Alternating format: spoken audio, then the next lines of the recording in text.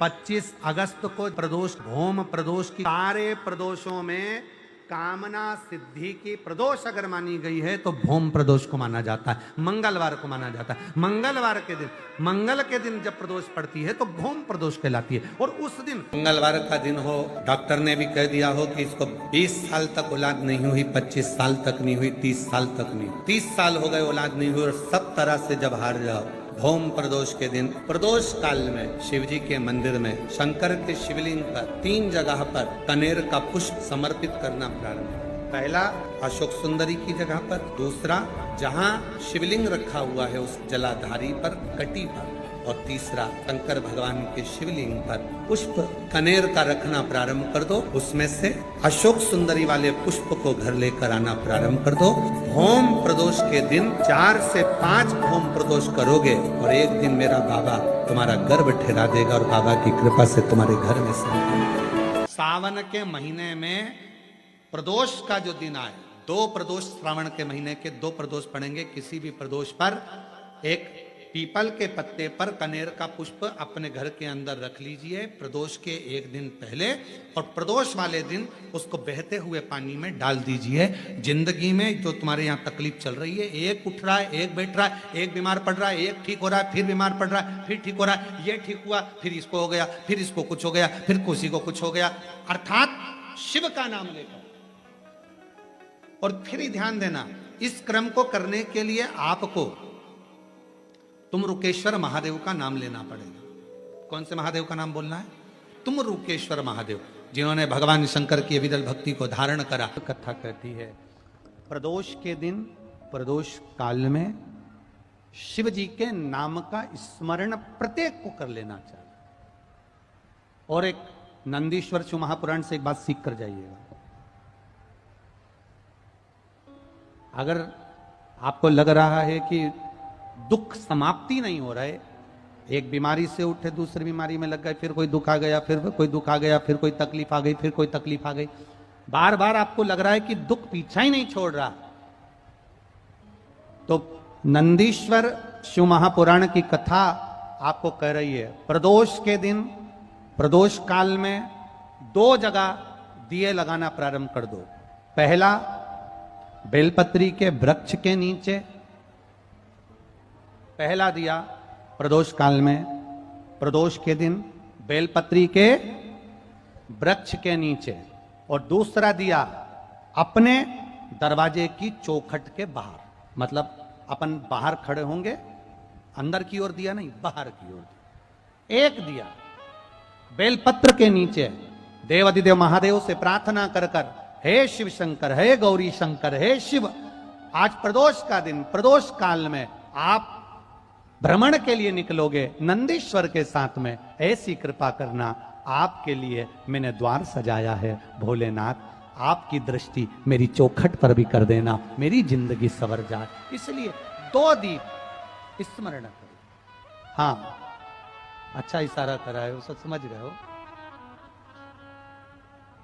जिस दिए को आप लगाओगे प्रदोष के दिन, प्रदोष काल में, एक दिया बेलपत्री के वृक्ष के नीचे लगाया है, और दूसरा दिया जब आप घर में प्रवेश करोगे तो राइट हैंड पर ही लगाएं।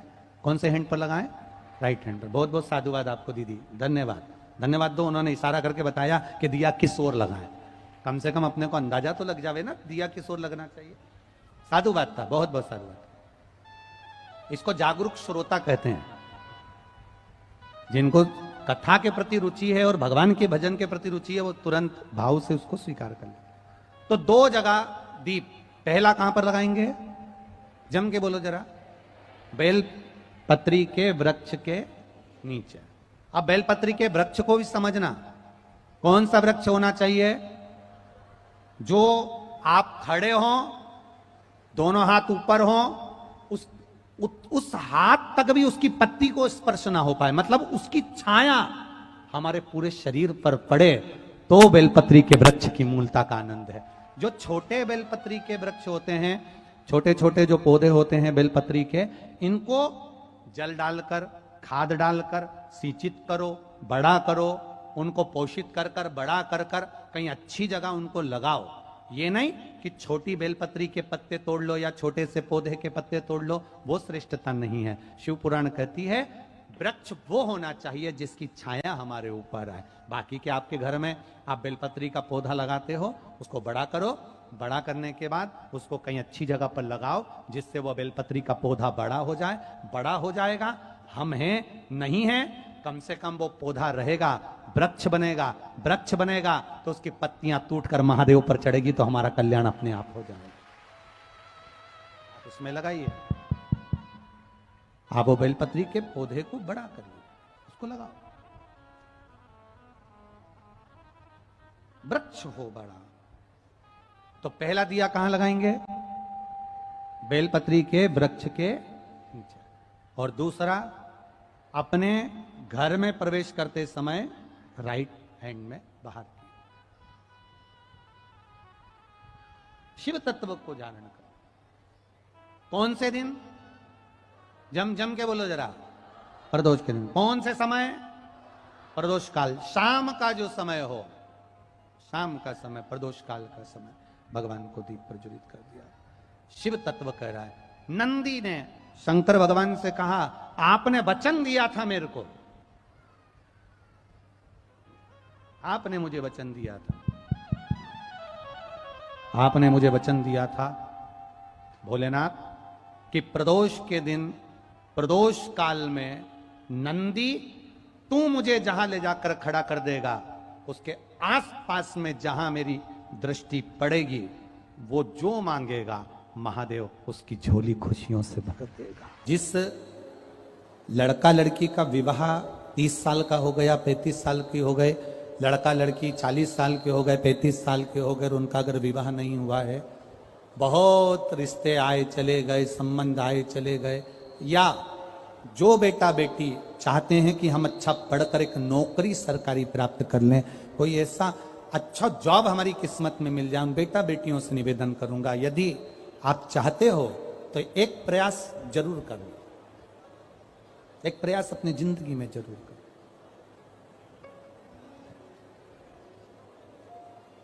शिवलिंग समझ लेना जरा अच्छे से। शिवलिंग जलाधारी गणेश, कार्तिकेय, अशोक सुंदरी, और ये शिवलिंग, और ऊपर भगवान शिव की 5 बेटियां, जया, विषहरा, शामलीवारी, दौतली, देव। 3 प्रदोष या 3 शिवरात्रि। कितनी प्रदोष? 3 या 3 शिवरात्रि। मेरा बेटा बेटियों से निवेदन है, जो अच्छी पढ़ाई कर रहे हैं, मेहनत करो, अच्छा पढ़ो, और मेहनत के साथ में जब कंपटीशन एग्जाम में बैठने का समय आए, 3 स्थान जहां पर आपको, प्रथम अशोक सुंदरी, अशोक सुंदरी की जगह पर जब आप बेलपत्र समर्पित करेंगे तो डंडी का मुख जहां से पानी बहता है उस स्थान पर रखेंगे। दूसरा, शमी का पत्ता, शमी का पत्ता। दूसरा, शमी के पत्र को देवादिदेव महादेव पर जब आप समर्पित करेंगे तो उसका डंडी का मुख भी जहां से जल बहता है उस ओर रखेंगे। और तीसरे नंबर पर है आंख का पुष्प। एक पुष्प होता है आंख का सफेद, और एक पुष्प होता है हल्का सा नीला। करें दर्शन आप लोगों ने?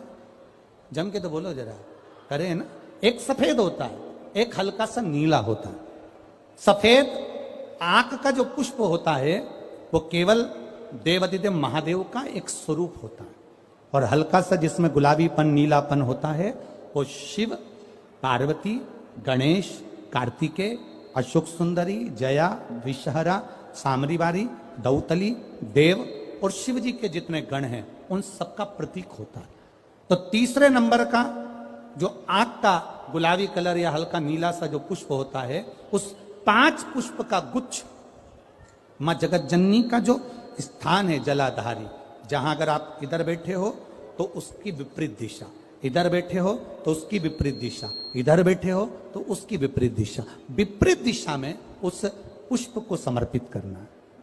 अच्छी पढ़ाई करो, अच्छी मेहनत करो, और मेहनत के साथ में जब कंपटीशन एग्जाम के लिए जा रहे हो, उस जगह पर सीए की पढ़ाई भी कर रहे हो, चाहे किसी भी पढ़ाई में लगे हो, मेहनत के साथ में बाबा देवादिदेव महादेव को 3 प्रदोष या 3 शिवरात्रि आप दिल से बाबा को समर्पित कर कर, बाबा से प्रार्थना कर कर अशोक सुंदरी पर चढ़ाई हुई बेलपत्र को वापिस लेकर आइए। जिस विद्या स्थल पर आप पढ़ाई करते हो, जिस कमरे में आप रहते हो, वहां उस बेलपत्र को 3 प्रदोष की या 3 शिवरात्रि की बेलपत्र रखिए। जिस समय बाबा आपकी नौकरी लगा दे, ये 3 बेलपत्र एक साथ किसी भी प्रदोष पर शिव जी को समर्पित करिए। ये शिव तत्व है। आप मेहनत करें, खूब मेहनत करें, कंपटीशन एग्जाम के लिए जितनी कोचिंग कर सकते करो, मेहनत करना उतना करो, जितना करते उससे 4 गुना ज्यादा करो, और उसके साथ में देवादिदेव महादेव से प्रार्थना, तेरा ही दिया मैंने खाया पिया है, तेरा शुक्रिया है, तेरा शुक्रिया है। अब जिनका मंगल विवाह नहीं हो रहा, 30 साल हो गए, 35 साल हो गए, 40 साल हो गए, उनके लिए भी वर्णन आता है।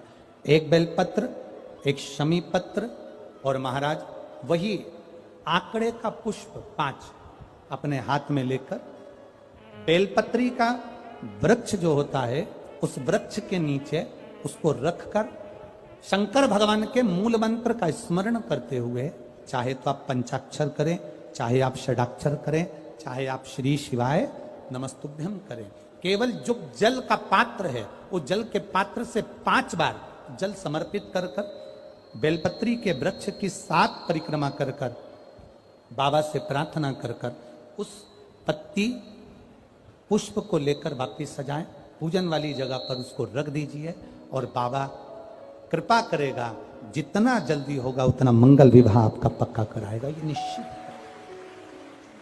बेलपत्र का पूजन, कहीं दूर जाने की जरूरत नहीं है हमको भगवान को पाने के लिए। तुम्हारे घर के पास में जो शिवालय हो, तुम्हारे घर के पास में जो देवालय हो, हम वहां भगवान की आराधना करें, हम वहां आराधना।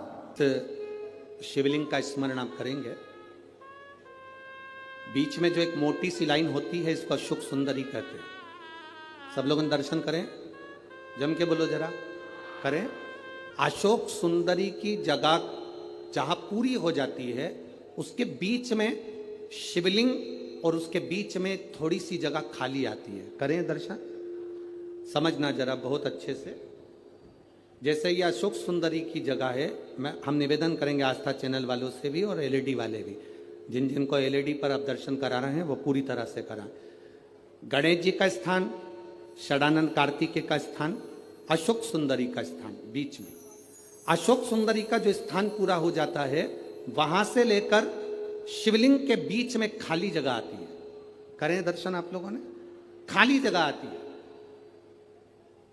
उस खाली स्थान की जो महत्वता है, ये जो अशोक सुंदरी से लेकर बीच में जो जगह है, ये भगवान शंकर की जो धर्म पत्नी है माता पार्वती, उनकी जो योगनियां हैं 64 योगनी, उनकी जो शक्ति पीठें हैं, उनकी जो सिद्धता है, उनकी जो सिद्धियां हैं, ये अशोक सुंदरी से शंकर के शिवलिंग के बीच में जो खाली जगह होती है, इस स्थान पर 64 योगनियां, देवियां, अष्ट सिद्धियां, नवनिधियां सब इस स्थान पर रहती है। इसलिए हमारे यहाँ शिव महापुराण की कथा कहती है, पूर्ण पूजन के बाद अगर कोई नारी, कोई पुरुष, कोई बच्चा, कोई बुजुर्ग अपने मन की बात का स्मरण इस जगह पर हाथ को रखकर, जैसे किसी के हृदय पर हाथ रखते हैं तो दिल धड़कता हुआ स्मरण होता है, उसी तरह यहाँ स्पर्श करेंगे, और स्पर्श कर कर जब अपने मन की बात करते हैं तो देवादिदेव महादेव नंदी के साथ आकर प्रदोष के दिन कार्य की सिद्धता पूर्ण करते हैं। उस स्थान की मूलता होती है, वो स्थान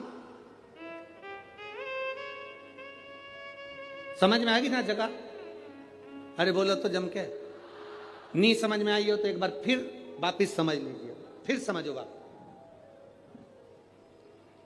स्थान देखिएगा, अपने को भगवान की कृपा से यहाँ नागपुर में शंकर जी का शिवलिंग कोई ना कागज का बनाकर यहाँ जो भेजा, ये काम बाबा की कृपा से आप लोगों के स्मरण के लिए आया। देखिए जरा, गणेश जी का स्थान, कार्तिकेय जी का स्थान, बीच में ये आ गई अशोक सुंदरी की मोटी सी लाइन। अशोक सुंदरी की लाइन जहां खड़ी हो खत्म होती है, वहां से जो शिवलिंग रखा है, इसके बीच की जो जगह है, ये जो बीच में अशोक सुंदरी के स्थान से लेकर शिवलिंग के स्थान के बीच में जो खाली जगह है, ये 64 योगनियां, अष्ट सिद्धियां, नवनिधियां, सब कुछ मेरे देव अधिदेव महादेव ने माता पार्वती को अपने चित्तवृत्ति के साथ यहां अनुमति प्रदान कर रखी है। वहां का स्पर्श, वहां का मात्र स्पर्श और हमारे दिल की बात। शंभो। आप में से कितने लोग हैं जो पार्थिव लिंग का निर्माण करते हैं? काय में बनाते हो? पात्र में। पात्र के अंदर जब शिवलिंग का निर्माण करते हो तो सबसे पहले नीचे एक बेलपत्र रखा, रखते हो? एक बेलपत्र। क्यों? कहते हैं जब हमने शिवलिंग बना लिया, पूजन चालू कर दी, पानी डालना प्रारंभ करा, ये तो मिट्टी है, धीरे धीरे पानी चढ़ते चढ़ते गलने लगती है। जब मिट्टी गलने लगती है, शिवलिंग थोड़ा थोड़ा थोड़ा थोड़ा खंडित होने लगता है। मन में आता है कि हमने शिव जी की पूजन करी, शिवलिंग मिट्टी का था, गल रहा है। शहद चढ़ाने से, दूध चढ़ाने से, जल चढ़ाने से, अभिषेक करने से मिट्टी गलने लगी है, शिवलिंग खंडित होने लगा है। शिव महापुराण की कथा कहती है, पार्थिव लिंग को, मिट्टी के शिवलिंग को जब हम बेलपत्र के ऊपर निर्माण करते हैं, पार्थिव शिवलिंग बनाकर पूजन करते हैं, तो वो मिट्टी का शिवलिंग अगर गल भी जाए, टूट भी जाए, पानी में बह भी जाए, तो याद रखना वो कभी खंडित नहीं माना जाता, वो अखंड ही माना जाता। जब तक आपकी पूजन चलेगी तब तक वो अखंड ही माना जाएगा, जब तक उसका विसर्जन नहीं होगा। उसकी विसर्जन नहीं होगा तब तक वो अखंड कहलाए। शिव तत्व कह रहा है, भगवान शंकर का पावन चरित्र कह रहा है। एकांबरेश्वर महादेव कांचीपुरम में, तमिलनाडु में, भारत की भूमि पर दुनिया के सबसे विशाल मंदिरों में, जो विशाल मंदिरों की गणना होती है, उन विशाल मंदिरों में सबसे बड़े मंदिर की गणना में कांचीपुरम का, ये तमिलनाडु का मंदिर एकांबरेश्वर महादेव का आता है। एकांबरेश्वर, जहां पर पाषाण का शिवलिंग नहीं है, जहां पत्थर का शिवलिंग नहीं है, जहां सोना और चांदी का शिवलिंग नहीं है, जहां हीरे पन्ने का शिवलिंग नहीं है, जहां पर मिट्टी का पार्थिव शिवलिंग की पूजन होती है। अब जरा विचार करिएगा, गुरुजी क्या बात कर रहे हो? ये पार्थिव शिवलिंग, मिट्टी का शिवलिंग जहां एकांबरेश्वर महादेव के मंदिर में पूजा जाता है, वहां क्या वो शिवलिंग मिट्टी का फटा नहीं होगा? क्या उसमें दरार नहीं पड़ी होगी? क्या वो मिट्टी का शिवलिंग बेकार नहीं हुआ होगा? हम जब पार्थिव शिवलिंग का निर्माण करते हैं तब उस समय उसमें हम बहुत से पदार्थ डाल देते हैं। आप कुछ डालें ना डालें, दो चीजें मिट्टी के अंदर अवश्य डालें, एक मक्खन या दूध या गाय का, जम के बोलो, घी, और दूसरा भस्म। ये दो चीजें क्यों डालना चाहिए? कि शिवलिंग अच्छा बनेगा, शिवलिंग पक्का रहेगा, दरार नहीं पड़ेगी, उसके लिए डालना चाहिए क्या? ना ना ना। पार्थिव शिवलिंग का निर्माण करने वाले दो चीजों का स्मरण अवश्य रखें।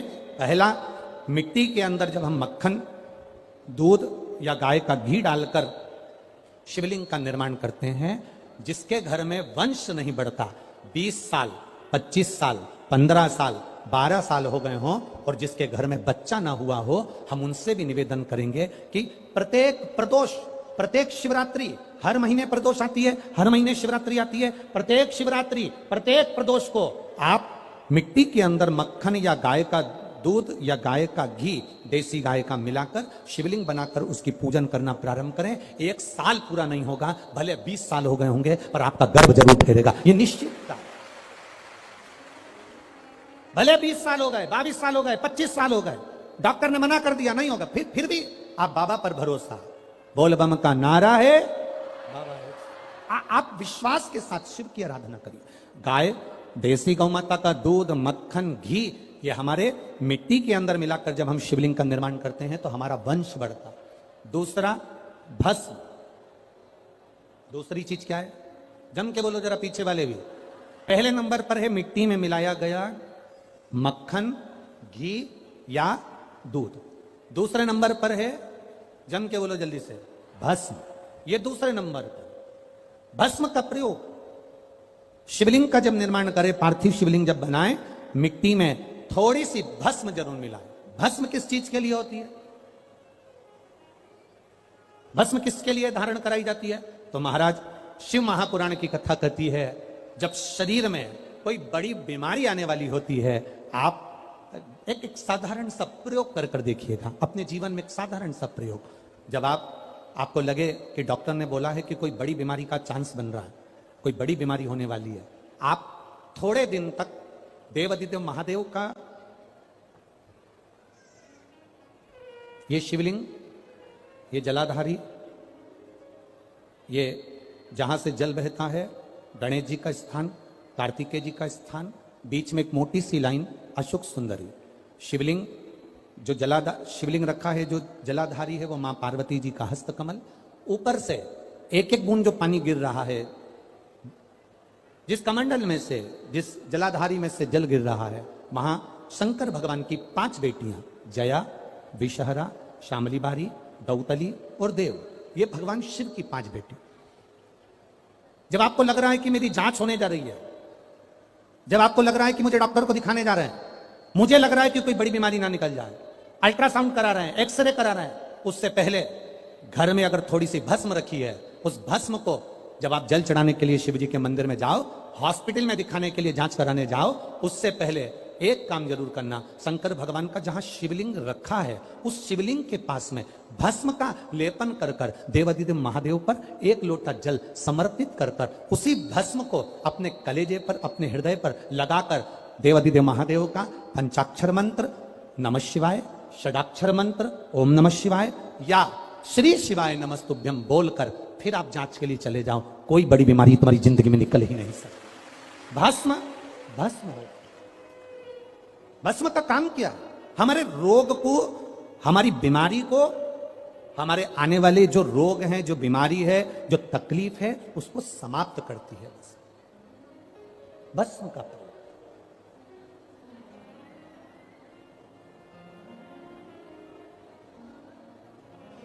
शिवलिंग का निर्माण कर रहे हो, पार्थिव शिवलिंग का, उसमें थोड़ी सी भस्म हमारी बीमारी को हर लेती है, थोड़ी सी भस्म हमारी तकलीफ को हर लेती है।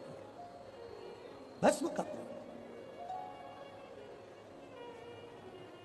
चपटी भभूत में है खजाना कुबेर का। शिव के शरीर से, भगवान देवादिदेव महादेव के तन से लगी हुई भस्म साधारण नहीं है। भस्म को चढ़ाने वाला भी साधारण नहीं होता और भस्म को लेने वाला भी साधारण नहीं होता।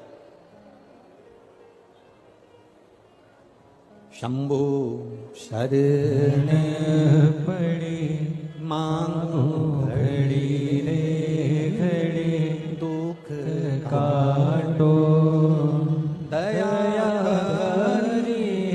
दर्शन आपो। पार्थिव शिवलिंग का निर्माण करते समय 2 चीजें ध्यान से अवश्य मिलाएं। पहला माखन, घी, दूध, दूसरा भस्म। पार्थिव शिवलिंग का विसर्जन कैसे किया जाता है? पार्थिव शिवलिंग अगर आपने थाली के अंदर, पाटे के अंदर कोई सामग्री पर कोई ऊपर बनाया है, तो उसका विसर्जन कैसे करा जाता है? पार्थिव शिवलिंग का विसर्जन करते समय जिस पात्र पे पार्थिव शिवलिंग बना हुआ है, उस पात्र को नदी में शिव का नाम लेकर जल में उस पात्र को नीचे डाला जाता है, पात्र को पकड़ा जाता है और शिवलिंग को नीचे की ओर ले जाया जाता है। जब शिवलिंग पानी में थोड़ा कम दिखे, उस समय पर उसको धीरे से फिर जल में छोड़ दिया जाता है। जब थोड़ा कम दिखे, थोड़ा हाथ पानी में नीचे करा जाता है और नीचे कर कर फिर उसकी फूल पत्ती जब पानी में ऊपर आ जाए, दिखने लगे, तब शिवलिंग को धीरे से खसका दिया जाता है, जल में उसको विसर्जन कर दिया। क्यों? अगर तुमने पार्थिव शिवलिंग का विसर्जन करा और उसको तुम थाली में बना कर ले गए हो, पाटे पे बना कर ले गए, अब तुमने उसको उठाया तो टूटेगा कि नहीं टूटेगा? बोलो, जम के बोलो जरा। टूट जाएगा। तो इसको सबसे पहला विसर्जन करने के पहले जब पार्थिव शिवलिंग तुमने बना लिया, बनाने के बाद उसको जल के अंदर लेकर, जब पूजन करने के बाद जब जल के अंदर लेकर जाओगे तो उसकी फूल पंखड़ी अपने आप पानी में तैरने लगेगी और शिवलिंग जल में चला गया, मतलब तुमने विसर्जन कर दिया। अब भले तुम धीरे से उसको, जो पार्थिव बनाया है, तुम धीरे से उसको पानी में फिर धीरे से विसर्जन कर सकते।